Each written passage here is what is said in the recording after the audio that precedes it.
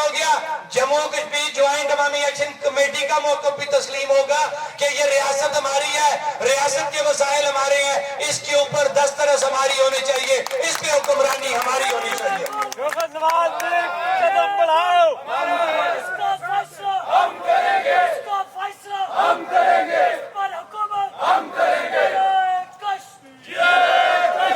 فرق کیا ہے کہ ہم سڑکوں پہ بیٹھ کے جب کھلے ہم یہ بات کرتے ہیں تو ہمیں برا کہا جاتا ہے، اور جب یہ لوگ چھپ کے ڈر کے یہ جس طرح میں نے آپ کو پتہ نہیں کس طریقے سے یہ جملے وہ بول بیٹھے ہیں، حالانکہ ان کا تو یہ حال ہے کہ وہ انوار الحق صاحب شروع میں آپ نے سنا ہوگا وہ بڑے دعوے سے یہ کہتے تھے کہ جموں کشمیر جوائنٹ عوامی ایکشن کمیٹی کا جو چارٹر آف ڈیمانڈ ہے وہ میری تقاریر میں سے نکالے گئے چھپائے گئے جملے ہیں، یہ سنا تھا نا؟ آج وہی انوار الحق صاحب اس ایکشن کمیٹی کو جو ان کی تقاریر سے نکالے ہوئے جملے مطالبات پہ شامل کرتے ہیں کہتے ہیں جناب یہ انڈین ایجنڈا یہ را فنڈڈ ہے۔ کیا معیار ہے ان کا؟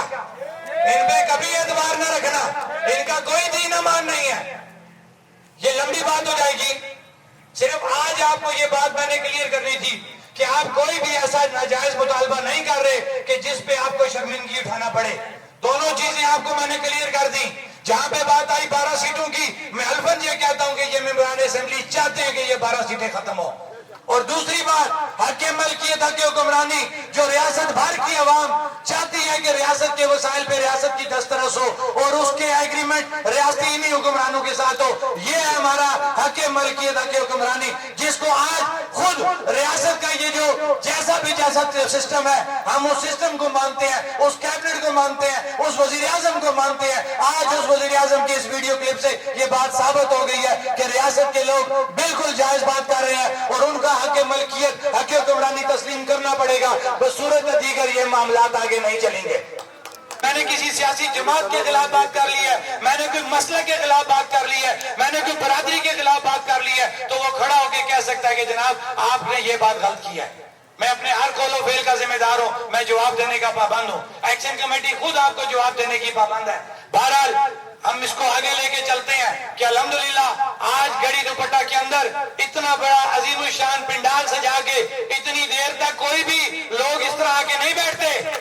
وجہ کیا ہے کہ یہاں پہ وجہ کیا ہے کہ یہ جو پنڈال سجا ہے اس میں جو میں بات کرنے والا یہاں پہ کھڑا ہوں یا جتنے لوگ یہاں پہ تقریریں کرنے آئے ان کی اور آگے سننے والوں کے جو مفادات تھے وہ یکجا تھے